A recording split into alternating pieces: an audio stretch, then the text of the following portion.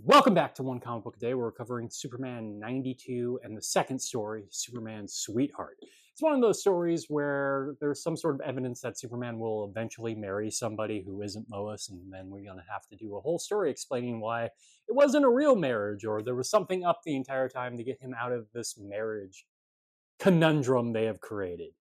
We've seen it before, we've seen it many times, we know what's going to happen. So it actually has what is a pretty good opening with Superman defeating a meteor, which has become fairly mundane. They've done it too often. In fact, we just had Superman carve Lois's face in a meteor a story or two ago. It may have actually been last story. But on that meteor turns out to be some sort of drawing from the past. Kind of medieval Greek times. It's not particularly very clear. Where Superman is marrying some blonde. I thought this blonde would turn out to be Dora, the blonde that's introduced in this comic, who is now the Lovelorn editor. Now, remember, Lois used to be the Lovelorn editor. She hated being the Lovelorn editor. That seems to have stopped in some way. We now have this Dora character, if we ever see her again. We also kind of keep wanting to give Lois friends who are blondes, or a roommate like Peggy, who seems to have stopped existing as well. Actually, I thought it was going to turn out to be her because the drawing is of a blonde lady, and why else introduce her? But no, Dora kind of disappears from the story. Lois is, of course, upset because, like, Superman's been giving her an excuse for years that he can't marry anybody.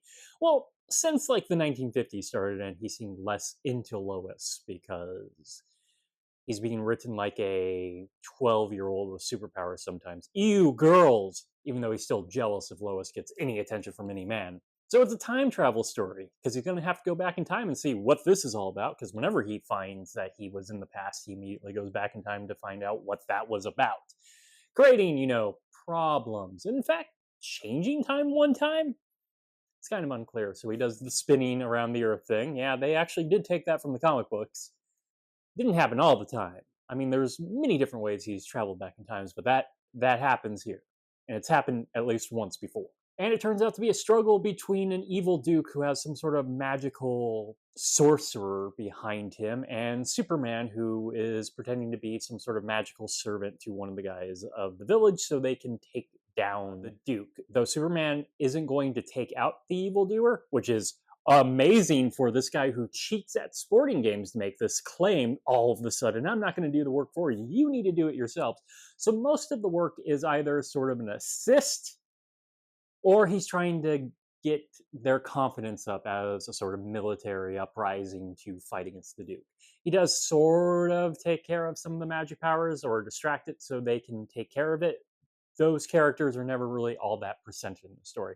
Instead, we have the guy he's serving under and his sister, and to make the people of the village believe he's not some sort of evil spirit sent by the sorcerer and the Duke, he promises to marry the sister, pretend marry, and they just do a drawing of it. So it's all fake, because of course it's going to be all fake. It's never really marriage with Superman.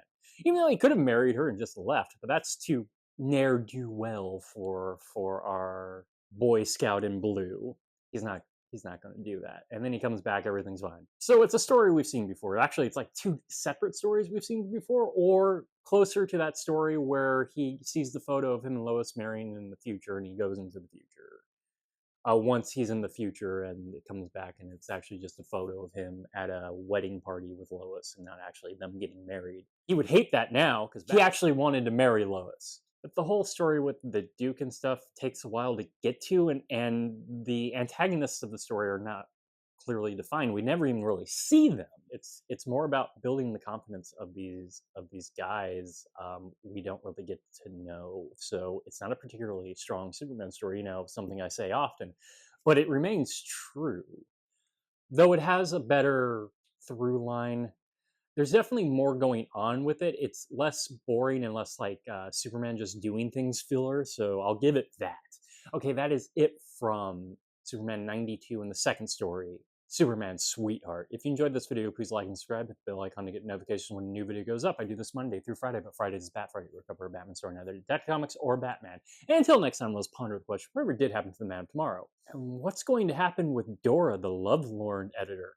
It's going to be interesting if we actually ever see her again. I'm still wondering what happened to Peggy, Lois's roommate. Okay, have a great day. Oh wait, didn't she get married? She might have gotten married. Okay, bye.